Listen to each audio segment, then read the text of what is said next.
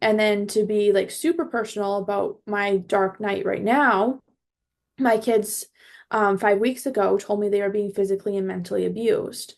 It isn't the first time they've told me that this is happening at their other house, but it's significantly worse than it's ever been. And so, for anyone that has kids, to hear your children talk about being physically abused or emotionally abused is like the most heart-wrenching thing ever. Well, welcome everyone to today's episode of TMI Advice You Didn't Want. Today we're jumping into the dark night of the soul. Okay, this can feel like a very heavy topic.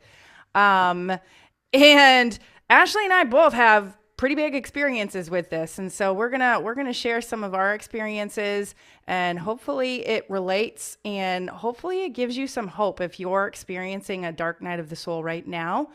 I feel ya. I've been there, done that. So yeah. So in case we haven't met, my name is Karin Angelly. And my name is Ashley. And I think that we all probably have gone through more than one. So, Absolutely. Yeah, yeah. there's no question. So I know for myself, like I've gone through them and I'm going through it right now. And you have to really have people on the outside looking in and helping you through it.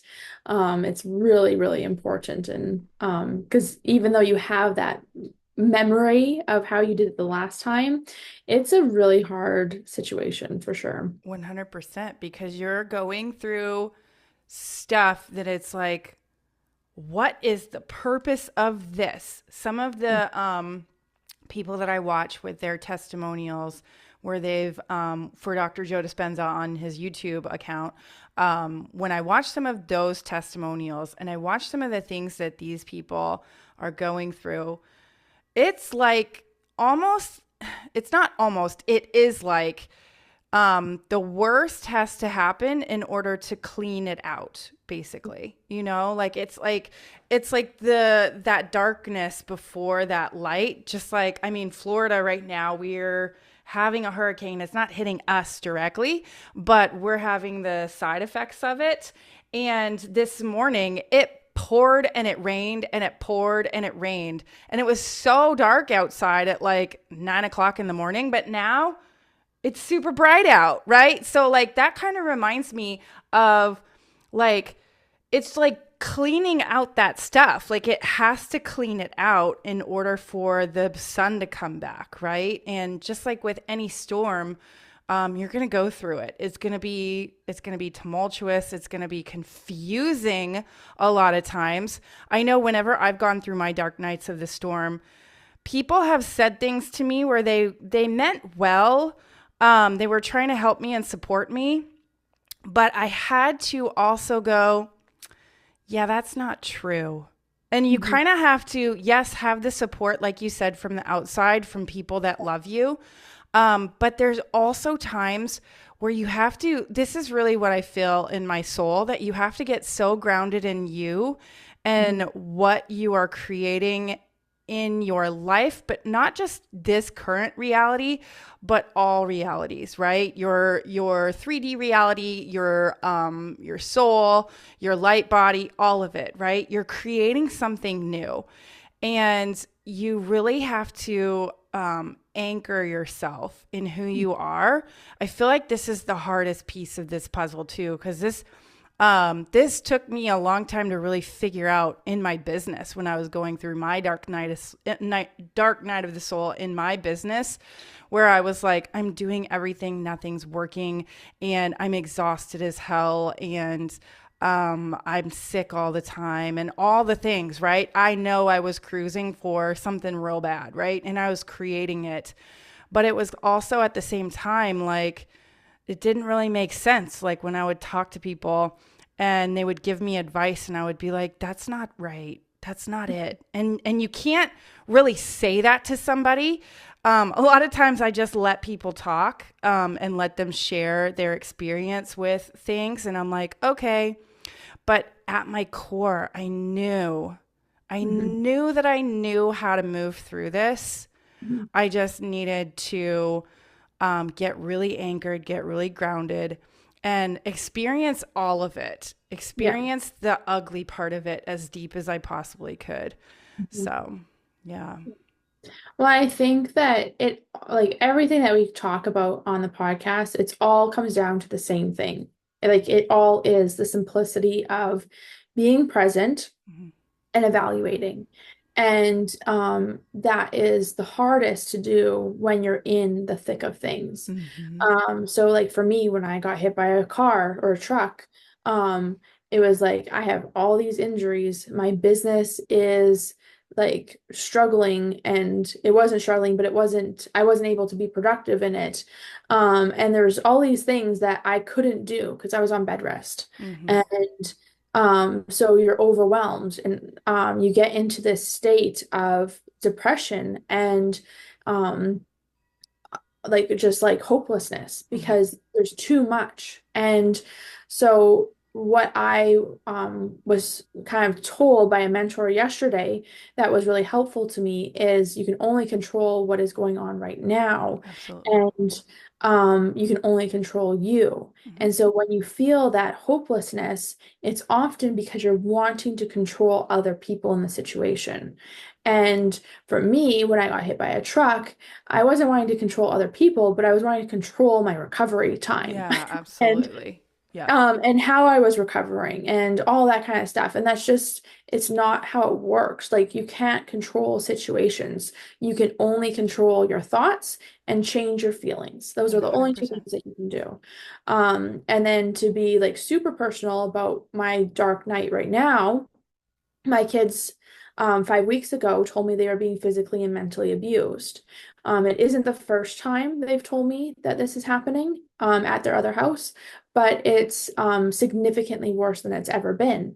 And so, for anyone that has kids, to hear your children talk about being physically abused or emotionally abused is like the most heart-wrenching thing ever. And nothing happened. So, we're in a situation right now where they're still in a home with three adults that are physically and emotionally abusing them. And that is unbelievably difficult for me to be like, I'm sending my children to that home knowing that they are not safe there and knowing that they don't feel safe there.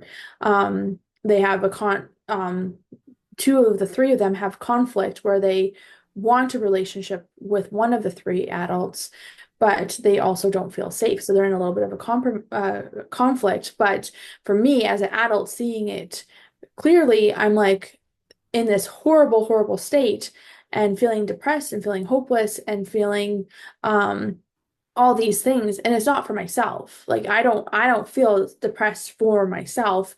I feel afraid for them, and it's because I'm trying to control their situation Yeah. and control the fact that these adults are in their life that are awful to them and are love bombing them and then awful and then love bombing them and then awful, and I want to make it all stop, but I don't have control of it all stopping. And so I have to be present and be like, okay, what am I feeling right this minute? Not what am I feeling for my children? What Yes. am I Absolutely. personally feeling right this minute? And same thing with my accident. What am I feeling right this minute? Not what am I feeling around my healing process or the insurance company or the hospital or whatever it was.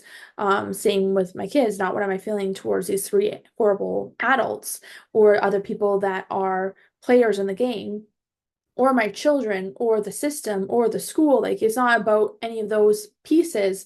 It's what do I personally feel right now? And then evaluating, because our feelings can be feelings that bring up past judgments, or they can be feelings that are present in our moment that we can change right now. And so if we're feeling based on our past or potential future, then we're asking ourselves, or we're getting the wrong feeling, essentially. Yeah. So, Well, essentially, what you're doing, and we all do this, right? So I'm not saying you, Ashley, but no, for we sure. we all do this where we'll bring up our body and our mind will bring up a familiar feeling, and we'll just call it hopelessness because that was what you had stated. And we have this familiar feeling, and this familiar thought that continues this thought feeling loop that we can tend to get stuck in. And Hmm. like you said, getting really present to how am I actually feeling right now can help you break that, can Hmm. help you actually notice what's currently going on with how I'm thinking, how I'm acting, and how I'm feeling. And Yeah. what can I do differently so that Hmm. I can change how I'm reacting to my environment, to what's going on with my body, to how I'm feeling about how time is going, right? Like the if we don't break that pattern, if we don't break that cycle, the scary thing is that we live the same day over and Hmm. over and over and over again because our past now becomes our future because we Hmm. haven't broken the thought feeling cycle that just keeps going over and over again. So Yeah. if we don't get super present, we can't break it. We can't know, like, if we're not present, we're not knowing what's going on in our environment. We don't know what's going on with our body. We don't know what's going on with time, right? If we're not present to all three of those things, to what's going on around us, then we can't break that pattern. And this sounds super simplified, but a majority of the culture does not get really present with what's going on with them at that moment in time. Yeah. And it's a crying shame because it's not something that we teach our kids. It's not something that you see really modeled very well if you Yeah. just go out to a job or whatever and you're surrounded by people that are probably thinking about anxieties of what's going to happen for a project or a thing in the future. Or like with my job with anesthesia, there is this constant battle with myself where I am needing to think about possibilities of what might happen, but also not allowing myself to step into the fear of what Yeah. might happen also, right? Yeah. So there's this fine line with all of this that can sometimes be really difficult to navigate. And when you're looking at it in the sense of the dark night of the soul, like you really have to, like you said, get so present to what's the cycle that you notice that you think every single day. Yeah. Okay. Write it down. Okay. This is super powerful. When you write down the thought that you notice that you think every single day, you're going to notice it more. The Yeah. first time I did this, it was about realizing how I feel so pressured by how much time I have, right? And this has been something that I've been dealing with the past couple of days because I just got into TikTok Shop affiliate. That was a big thing for me. But I'm feeling the pressure of, I got to learn how to do this because I have to go back to work on Friday, right? Like, so, because I work 2 days a week right now. So I'm in this pressure of like, do this, do this, do that. Like I have a lot of things that are on my plate right now, right? And so I feel the pressure of I have so much time, right? Yeah. But the more that I get into that thought feeling cycle where I'm thinking and feeling and feeling and thinking and thinking and feeling and feeling and thinking, I'm getting stuck in this place of I don't have enough time is the thought, and now my body feels impatient, right? Yeah. So my body feels impatient and I snap at people like my husband, which I Yeah. actually said to him yesterday. I was like, "Thank you for being so patient with me. I actually feel like I am getting better at," and I verbalized all this to him. I feel like I'm getting better at not snapping at you when I'm feeling that impatience. Mhm. So I'm going to like pat myself on the back for that. But I also realized that I'm still dealing with this impatience, right? Yeah. There's still something that I need to continue to clean out here. Mhm. And that's when you're going through the dark night of the soul, I feel like it puts a magnifying glass on Mhm. those things that you really got to clean up, those things that you're not present to. Yeah. And what's fun is when you figure out, and I don't know if it's fun or not, but when you figure out the thing that's the cycle and you go, oh, that's the thing I really need to work on.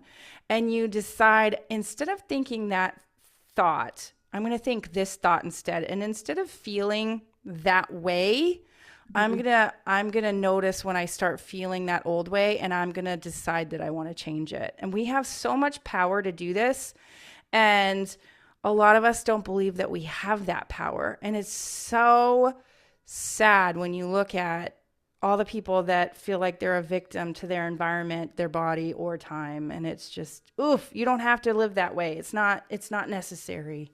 Yeah. And that's the beauty of being present. Because if you're like, oh, I have to lose like 150 pounds, like that is overwhelming, you know? But if it's like, what can I feel um overweight today? What can I do to not feel that way? Well, I can go for a walk. I can do some push-ups, you know? And it's like, what is really simple and actionable right now? And when there are other people involved, having and creating that fun. So for me, I know I have a lot of tension. Like, I have a lot. And something I've wanted to do for over 20 years is get really good at martial arts. And so I signed up for martial arts. And I'm like, it's gonna one, help me regulate and get rid of this tension. And two, it's going to do like I'm going to be fulfilling something I've wanted to do for a long time. And so it's a double whammy. And so we can get into our dark place and completely shut down with overwhelm and hopelessness and all that kind of stuff. Or we can say to ourselves, okay, what am I feeling right now? And I was feeling mass amounts of anger. And what is the best way for me to get rid of that? And when I dealt with my accident situation, anger around the drunk driver, anger around the insurance company that failed me, whatever it was punching. I started doing kickboxing and it helped so much. And there's lots of studies showing that pushing and hitting and all that kind of stuff relieves that tension and that anger, obviously in a healthy way. In a And healthy way, people. In a yeah. healthy way. And so I'm like, what can I do? I can sign up and start doing that. And I want to get in shape. So it's like a triple win. So that's where you can have small wins and acknowledge that small progress. And for me, I was second guessing myself. I am my lawyer. I am my partner's lawyer. And so did I shit the bed? Did I fuck up? And I was doubting myself because I am by no means a lawyer. I thought something was going to happen at court, but because I didn't understand what type of setting we were in, because I'm not a lawyer that has experience and has gone to school, I was blindsided by two different things. And so I was second guessing myself. And I'm like, okay, no, let's pause. Let's look at the notes. Let's look at what you said, and let's look at your written statement. So my written statement was done in May. So I went through all of it in that present moment because I was feeling self-doubt. That was my feeling. And so I went through all of that and I'm like, no, I did everything I know how to do. And even now in hindsight, because I wrote that thing in May, I showed up at the courthouse nearly a week ago and was blindsided. And I did everything I knew how to do, even though I was blindsided. There's nothing I would change in hindsight right now. And sure, when the determination comes in 2 weeks, maybe then I'll be like, oh shit, there is something in hindsight I could have done. But just because I don't get everything I want doesn't mean I didn't do everything I could. And Exactly. yeah. Yeah. So it's that like, and I'm using a very real, tangible, me personally, like in its experience right now, because it's what can you do about those feelings? So I was feeling angry, I signed up for martial arts. I was feeling tense, I guess would be more of the word. I have tension, like where I feel like kind of thing. Yeah. And I'm feeling self-doubt. So it's let's go and look at things. Let's go and evaluate. And that's the biggest thing is we as humans will pinpoint all the things we did wrong before we'll pinpoint all of the wins. And so just even listing like 10 things that went well, 10 celebrations, 10 achievements, even if it's just like your emotional eater, because that's me. And in this whole process, the last 5 weeks, I have not been emotionally eating at all. That's awesome. And I'm like, I haven't really had to fight that hard with it for whatever reason. And I'm like constantly being like, yeah, me, I didn't do it. Yeah. I don't know why, but I didn't do it. And so I'm celebrating it. And so celebrate all those little wins, and it doesn't have to be anything big. And that is going to also get you out of that dark place. Yeah, for sure. And you also had me in your court whenever you would say, oh, I'm doubting this. I would be like, stop it. Like, I literally would be Yeah. like, stop it. The one Yeah. thing that I tell myself constantly, because I work in, obviously, I work in healthcare. And so there are so many times and places where you could easily doubt, did I do the right thing? Did I do the right thing by this person? Because things happen, right? I had a code. How long ago was that? Like a month? I don't know. But I had a code where my patient passed away on the table. Okay. And that was about a month ago. And I have gotten so good at looking at myself in such an objective way where I can be like, I did my best in the moment that like because I say that so much to myself at the hospital, like I did my best with what I had. I did my best. I did not feel any kind of self doubt for myself because I had been practicing over and over again. I did my best. That thought of I did my best. So, whenever I had that patient pass away, I didn't sit there and go, oh my God, I should have done this. I should have done that. I shoulda, right? And I've should it all over myself. Well, I didn't do that at all. I actually, the past, my last code before this one was like 2 years ago. Okay. They don't happen that often, right? So, but that was the first code that I noticed that I did not should all over myself, basically, where I was like, oh, this is what I should have done differently, right? Because I'd been practicing the thought of I did my best with what I knew, with what I had. Now, does that mean that I can't go back and I can't evaluate? There's a difference between evaluating and judging yourself, right? And I think a lot of us step so easily into judgment of what we did, where we go, I should have done this, I should have done that. If you're saying should, you are in judgment. If you are feeling emotional about what you're looking at all, then you are judging, right? But when you get into evaluation, there is no emotional upset about it. You're just looking at this was the situation. This is what I was handed. If I could do it again, what would I do differently? Right? This is something Dr. Joe talks about all the time. I'm getting massive chills just talking about this because this is big, right? If I could do it again, what would I do differently? And this is something that we're doing with the NCS training that I'm going through with him also, right? So they ask us to record ourselves doing the training, and then they ask us to watch ourselves do the training, right?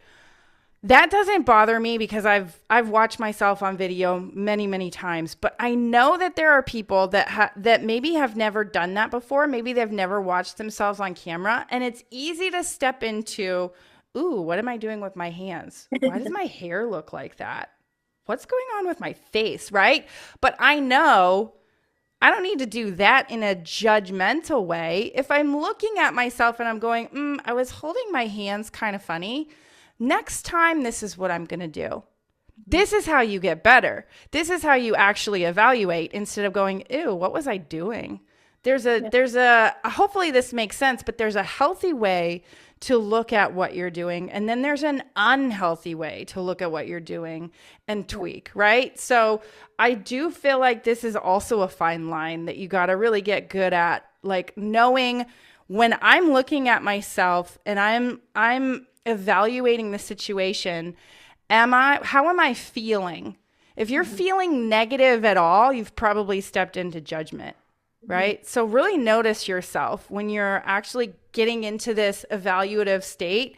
How am I feeling while I'm doing this? If I feel good by the time I'm done and while I'm doing it, then I've done a good job because I've just decided how I want to act next time. And Dr. Joe calls it mental rehearsal, right? And the mental rehearsal is, okay, this is what I did, but this is what I want to do differently next time that I know is going to really land better than what I did. And Mhm. this is how you create all that change. And to kind of tie back to the whole dark night of the soul, like really like look at how you're experiencing things if you're going through a dark night of the soul. Really evaluate and actually be evaluative instead of judgmental. Mhm. And in my opinion, when I stepped out of this judgmental place when I was in that dark night of the soul, that was when my eyes started to open up and I started to exit that dark night of the soul because I was so stuck in a judgmental place. And I feel like when I listen to testimonials of people that have healed themselves on Dr. Joe's YouTube, I feel like it's a very similar pattern also. Yeah. I remember one that I was watching, and she realized because somebody said to her that she was being really hard on herself. Like her friend, she as the person that was working on healing herself was saying, "Oh, I'm so XYZ, right?" And her friend was like, "You need to love yourself. Why are you doing that to yourself? You're hurting yourself." Yeah. And that's when she started to go, oh, because she had been 2 years in this dark night of the soul trying to heal herself, right? 2 years really trying to figure it out. And when Mhm. she realized that she just needed to love herself, Mhm. that's when she started to exit that. And that's when she really started to create massive healing in her body. Yeah. Well, and that's exactly like that whole thing lines up perfectly because it would have been 6 days. And I got to this place yesterday. So it would have been 4 days of me being like, I could have done this, I could have done that, I probably could have done that. Did I do everything? And saying that to you or to my partner or to my mom or whoever it was. And I think it was just three of you that I was criticizing myself to. And all three of you are like, no, no, you did the best. You did the Yeah. best, and all that Yeah. kind of stuff. But I was in this limbic loop of Mhm. judging myself and feeling like I could have done better, and judging myself and feeling like my self-doubt. And so then eventually I was like, hey, I'm feeling self-doubt. How can I stop? Like I need to stop. And so my only answer was I need to read what I wrote. I need to like stop guessing and being like, because it was in May, and I need to stop being like, oh, it might have been this. I think I said this. Did I say enough? I don't know because I don't remember. And I wrote 20 pages. So I went back and I read. And as I'm evaluating, I'm like, I said everything I needed to say when I did my on the spot blindsided oral presentation. I said I did highlight the only things that I needed to highlight.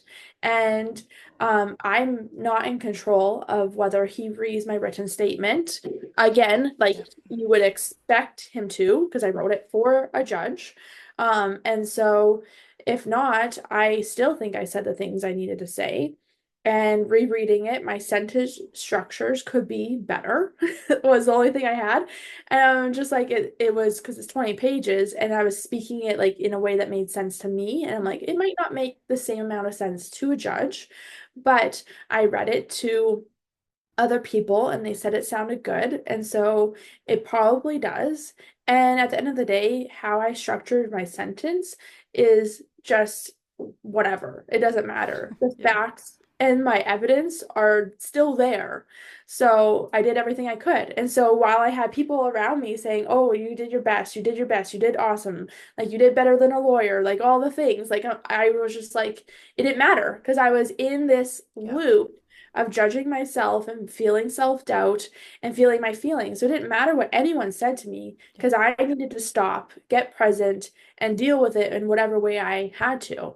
And as soon as I stopped and read, and I had it little, and that's the thing, I had that little birdie on my shoulder, um, saying to me the day that I went to court, saying to me, you need to go read your written statement. and you need to be okay with it. But I didn't feel I had the capacity to do that because my brain felt muddled. And so I didn't, but maybe I could have got out of that loop sooner. Maybe my brain was too muddled and I would have had to read it twice. Who knows? But my gut instinct was I needed to read that thing. And as soon as I did, I quieted all the noise. Yeah. Yeah. And truly for me, when I realize that I need to get present and I need to stop whatever I needed, whatever it is, whatever thought that I'm experiencing right then and there, one Yeah. of the simplest things that you could possibly do to get present is just focus on the in and out of your breath. Yeah. Not controlling it. We're not controlling anything because the truth of the matter is when you actually start paying attention to your breath, you'll probably notice, oh, wait a minute, I'm breathing really fast right now. Oh, and it's probably related to what I've been thinking and feeling. Mhm. Okay, well, I can just take a minute here and I can breathe a little bit slower, a little bit deeper. Okay, what if I spend some time with my heart too? What if I Mhm. spend some time putting some energy on my heart? It's Yeah. actually been researched by Heart Math Institute. Heart Math Institute works very heavily with Dr. Joe Dispenza. They've done a ton of research that says that if you just put, like, literally take some time and breathe, and while you're breathing, put some energy on your heart, you are going to have more energy in your heart. Like you just put attention on your heart, you're going to have more energy in your heart. And as a result, weird things happen when you put energy on your heart. Let's just say Yeah. that. Weird stuff will happen. You remember, like we talk about this all the time on this podcast, right? Or at least I say this all the time. Your thoughts are the send out. Your heart is the bring back, Mhm. right? So if you're sitting there and you're spending time with your heart and you're going, I actually really love you, Karen, or whatever your name is, right? I actually really love you, and I know I did my best in this situation. Mhm. The simple act of doing that for 5 minutes will snap you out of it. Okay. Mhm. There's like, I don't know how else to say it because there's been so much research that's been done on it. And a lot Mhm. of times when people are like, or when me, because I've done this before too, where I'm like, I just can't snap myself out of it. It's because I'm not stopping. I'm not Yeah. actually getting present. I'm going, I can't get myself out of it. And I'm just keeping on going. Right? Exactly. Like Yeah. it's kind of messed up, right? If I'm being honest with you, I see a lot of people that are like, I can't control my thoughts and feelings. I just like, I'll just have a panic attack and whatever. And I'm like, okay, yeah, but take a minute and spend some time with you. Oh, I can't do that. Mhm. Okay, you haven't practiced doing that. You're using the wrong words. You haven't Yeah. practiced Yeah. doing it. It's Mhm. not an easy task, right? This is not something that your brain and body are used to Mhm. take time and just stop. But when you do take the time and actually stop, actually allow your thoughts to just be, it's wild what kind of new experiences can start coming to you when you just take a moment, even just 5 minutes during the day, when you notice that you're not feeling centered, you're not feeling whole, you're not Mhm. feeling whatever limited emotion, whatever you want to put in there. Like just taking that 5 minutes can give you back the experience of feeling whole, of Yeah. feeling good, of feeling like, okay, I'm present. I'm right here, right now. Sometimes I just take my hands and I tap my thighs, I tap my face. This helps Mhm. to get you grounded back in your body. When Yeah. we're like thinking all the things, we're not present in our body. We're Yeah. like in the future or we're in the past and we're putting ourselves in that and we're not in the here right now. Your body is a vehicle to help Mhm. you get present. Yeah. Your body is a vehicle to get present to this space and time right now. And you can use it or you can abuse it by allowing your thoughts to be in the future or in the past or wherever, anywhere but right here, right now. Yeah. Definitely. Yeah. So I think this was a good one. So, but I mean, Dark Night of the Soul it's not an easy task, right? Mhm. I mean, like you said, we've all been through many dark nights of the soul because That's the whole purpose, I think, of being on this 3D plane reality, is really like noticing those things that have been Hmm. hindering us from moving forward, Yeah. right? Our soul wants to evolve. Our light body wants to evolve. And we chose this 3D reality to do that. So let's make the best of it and get as present to ourselves as possible. Yeah. So, with that, I think we're going to call this one a wrap. So, friends, if you're watching us on YouTube, go ahead and give us a like and go ahead and subscribe and let us know in the comments what your thoughts are. Maybe you're going through your own personal dark night of the soul right now. We'd love to hear about it. We'd love to chat with you a little bit. And then if you're listening to us on your favorite podcast host, go ahead, give us a 5-star. And once again, leave us a comment and let us know your thoughts as well. So with that, we are going to call TMI Advice You Didn't Want a wrap for today. See everyone next time. Thanks so much for watching. Click on one of the videos below to continue hanging out with us, and don't forget to subscribe.